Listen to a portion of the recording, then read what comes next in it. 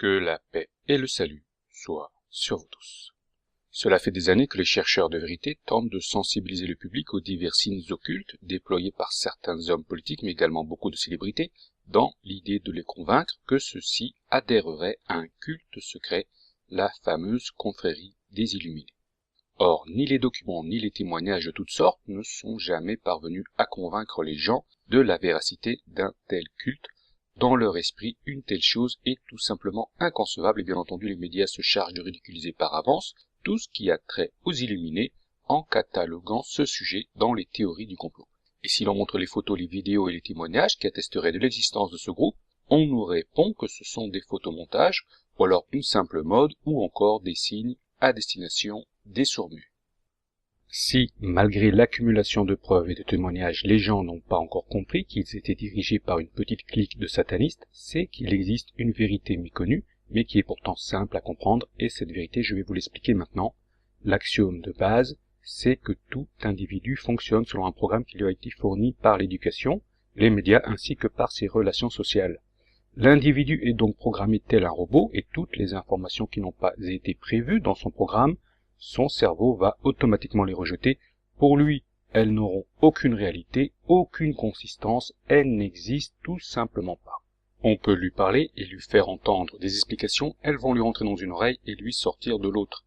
Et ainsi, puisque ni l'école ni les médias lui ont mentionné l'existence d'une élite satanique, et puisque personne dans son entourage ne va accorder du crédit à un tel sujet, eh bien celui-ci sera littéralement oblitéré de son esprit, il n'en aura même pas conscience. De son point de vue, ce sujet n'existe pas, et comme il ne sait pas quelle réaction adopter, son cerveau ne va simplement pas en tenir compte.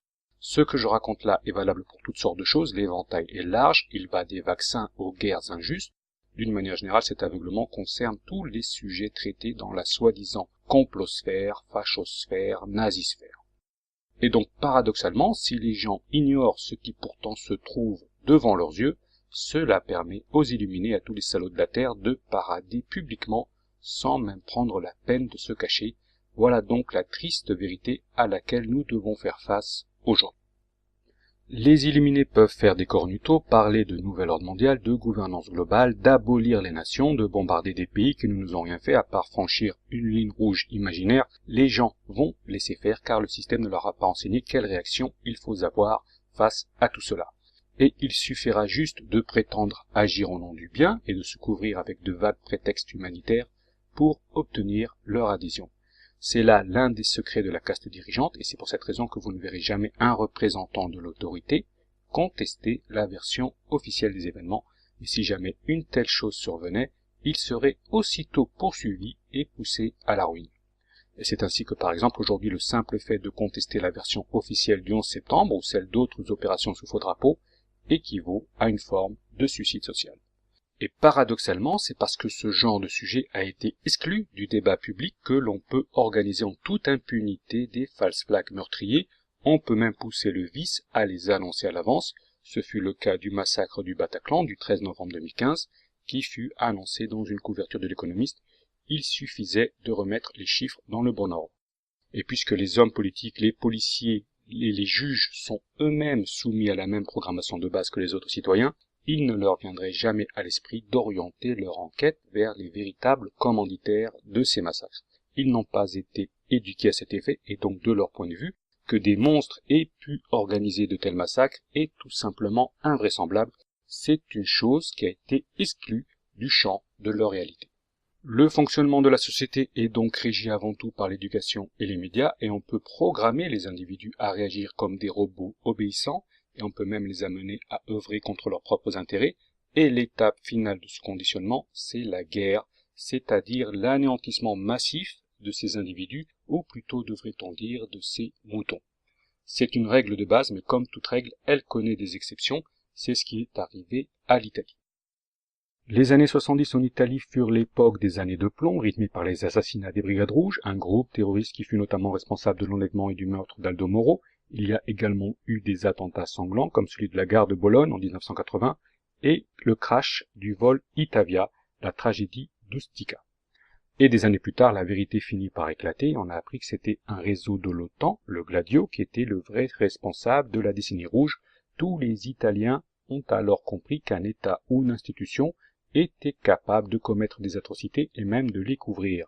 Et pour ce qui est de la tragédie d'Ustica, il s'est avéré que l'avion de ligne avait été abattu par erreur par l'armée française et que pendant des années, le gouvernement avait couvert les véritables circonstances de cette tragédie.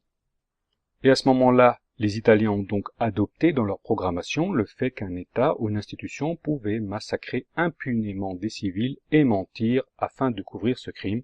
Et que s'est-il passé? Depuis ce temps, l'Italie n'a jamais connu d'opération sous faux drapeau, ce qui n'est évidemment pas le cas des USA, du Royaume-Uni, de la France, de la Belgique, de l'Espagne et d'autres pays. En d'autres termes, le simple fait d'avoir dévoilé la vérité sur certains épisodes atroces les a prémunis contre tout attentat sous faux drapeau. Aujourd'hui, ils sont pour ainsi dire immunisés. À la télévision italienne, on peut discuter librement du 11 septembre, même le président peut en parler, et en échange, contrairement aux autres peuples, les Italiens sont tranquilles, ils n'ont rien à craindre des opérations sous faux drapeau.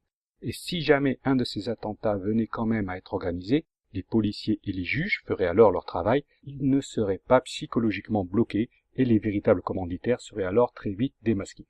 Aujourd'hui, l'Italie donne certains signes d'indépendance vis-à-vis de la mouvance globaliste. Le fait le plus notable, c'est qu'elle s'oppose à l'invasion migratoire de son territoire.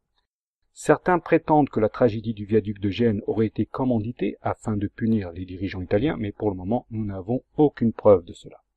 Autre fait intéressant, il y a quelques semaines, le nouveau gouvernement italien a empêché l'entrée de francs-maçons en son sein.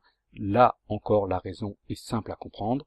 Depuis le scandale de la loge P2, Propaganda Due, les Italiens ont incorporé dans leur programme que sous couvert de maçonnerie, certains réseaux pouvaient entraver le fonctionnement de l'État, et ils ont réagi, ils ont fini par développer des défenses immunitaires. Pour tous les autres peuples, la problématique des réseaux affairistes francs-maçons ne se pose même pas, cela n'existe même pas. Les francs-maçons ne sont que des philanthropes qui veulent le bonheur du genre humain.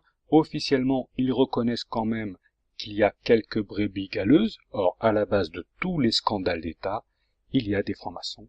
Même Benalla en est un. Et on a tous vu de quoi il est capable. Tabasser les manifestants, ce n'est pas exactement faire preuve d'humanisme, mais par contre, pour booster sa carrière, rien ne vaut les réseaux francs-maçons. Et comme chacun le sait en France, le débat public n'est pas tout à fait libre, on ne peut pas discuter de tout, il y a des sujets tabous, les médias sont quasiment tous sous contrôle, ce qui rend possible toutes les opérations, même les plus ignobles. Et concernant les false flags, comme en France officiellement il n'y en a pas, et qu'il n'y en a jamais eu, exception faite peut-être de l'affaire du Rainbow Warrior, on peut donc en organiser plein dans des circonstances étranges. Le public n'y verra que du feu, le public n'est pas entraîné à réagir à la possibilité d'une opération sous faux drapeau.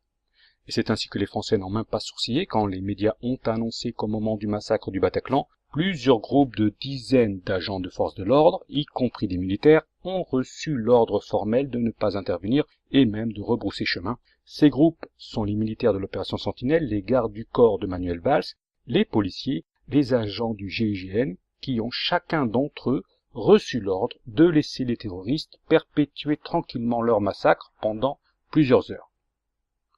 Pire encore, avant même l'attaque, un témoin avait repéré les terroristes dans leur voiture, il a compris qu'il y aurait un attentat, il a appelé la police 80 fois sans pouvoir la joindre et pour cause le réseau était bloqué. Pour celui qui a assimilé le fait que les opérations sous faux drapeau sont possibles, il n'y a aucun doute que le massacre du Bataclan a été couvert et commandité. Pareil pour le massacre de Nice et pour les autres false flags de ces dernières années, mais pour celui qui ne s'informe qu'à travers la télé et la radio, c'est-à-dire les moutons, une telle chose est impensable, cette idée ne lui effleurera même pas l'esprit. Mais le pire, c'est qu'il n'est même pas entraîné à comprendre que les présidents qu'il élit ne sont que des hommes de paille au service de puissances étrangères. Le public pense que c'est lui qui a choisi des types tels que Sarkozy, Hollande et Macron, et à chaque fois quand il se rend compte qu'il a été floué, il recommence néanmoins la même erreur. Macron est un banquier, il a travaillé chez Rothschild et des millions de Français ont pensé qu'il allait servir leur intérêt. C'est une chose franchement ridicule, à leur place j'aurais honte et j'irai me cacher. Les Rothschild traînent depuis des siècles une sinistre réputation, par exemple leur vin est estampillé du nombre de la bête, mais tout est normal, c'est seulement une coïncidence, il n'y a aucune raison de s'inquiéter sinon les médias en auraient parlé. Et quand les mêmes médias ont annoncé que Macron fut élu avec un score de 66,06% et qu'aussitôt celui-ci a fait un discours les bras en croix devant une pyramide ornée d'une lumière rouge, mis à part quelques partisans de la théorie du complot, les Français n'ont rien trouvé de choquant à cela. Et quand au mois de mai, ce même Macron prend les mains de Donald Trump et de sa femme pour faire un double cornuto sur le balcon de la Maison Blanche, personne ne trouve rien à redire à ce geste étrange et inapproprié. Il n'y a eu aucun tollé, aucune question, c'est comme si ce geste n'avait jamais eu lieu. Dans ce cas, il n'est guère étonnant de voir un mois plus tard le président Macron continuer à pratiquer une gestuelle étrange en public. Le voici recevant en grande pompe le criminel de guerre Netanyahou au Grand Palais pour soi-disant célébrer les réalisations d'Israël depuis plus de 70 ans dans le développement des technologies innovantes, de la médecine, de la cybersécurité. Et que fait-il? Il fait comme Trump au moment de sa visite en Arabie Saoudite, il pose ses mains sur un orbe lumineux. Ce geste n'a aucun sens, on ne sait pas à quoi il correspond. Les seules références que nous ayons sont celles du cinéma fantastique. Et comme personne ne sait quelle est sa signification, le geste passe inaperçu, on n'en parle même pas. Aujourd'hui, Macron pourrait se mettre à invoquer Satan avec une boule de cristal. Les Français ne vont même pas sourciller. Des exemples sont innombrables, mais ceux que nous avons vus aujourd'hui suffisent à démontrer que désormais, une certaine élite satanique profite de la passivité de la population pour s'exposer au grand jour sans la moindre gêne. Ce n'est pas la première fois que l'on assiste à un tel dévoilement, on a déjà vu ça par exemple au moment de la cérémonie du Gothard, dont tout le monde se souvient, mais ces derniers temps, il semble bien qu'ils ne se cachent vraiment plus, ils sont sortis du bois et avancent à visage découvert. Nous sommes donc en train d'assister à l'extériorisation d'une confrérie autrefois secrète, dont les codes et les usages sont totalement inconnus du grand public, et c'est justement pour cette raison que ces illuminés peuvent s'afficher sans complexe, avec une gestuelle occulte inappropriée compte tenu de leur fonction. Mais si jamais cette question venait à être débattue lors d'un débat public, il y a fort à parier que tous ces illuminés seraient alors contraints de fuir. C'est donc avant tout le silence des médias qui leur permet d'être au plus haut niveau de la société et d'agir en toute impunité. La caste des journalistes est donc totalement responsable du désastre actuel. Les journalistes pratiquent la censure, ils créent des tabous, et hélas pour eux, ils seront pris eux aussi dans la tourmente qui s'en vient. Dans un avenir proche où la majorité de la population va trouver refuge dans les montagnes, il ne faudra pas se vanter d'avoir été un journaliste ou un de ces experts qui nous disent quoi faire et quoi penser. Ces gens doivent s'attendre à un retour du bâton. Cette vidéo s'achève maintenant. J'ai voulu exposer quelques réflexions sur la situation actuelle qui est quand même assez ahurissante quand on y pense. Nous sommes en train d'assister à des événements inimaginables il y a encore quelques années et le public prend le parti de l'ignorer complètement. Et sur ce, je vous remercie de m'avoir suivi et comme d'habitude, je vous donne rendez-vous pour la prochaine fois. Il y aura encore quelques vidéos consacrées aux prisons mentales dans lesquelles nous vivons et je vous annonce que la prochaine vague d'événements géopolitiques majeurs devrait avoir lieu après la rentrée et culminer au mois de novembre. Il existe un agenda basé sur l'astronomie, c'est celui de la planète X, mais également un autre basé sur l'astrologie, et nos chers illuminés sont contraints d'y obéir, même si cela ne leur plaît pas. Donc, en attendant les troubles qui ont été programmés, je vais rendre publiques certaines vidéos que vous trouverez sur mon blog, mais pas forcément sur YouTube. Sur ce, je vous dis à bientôt.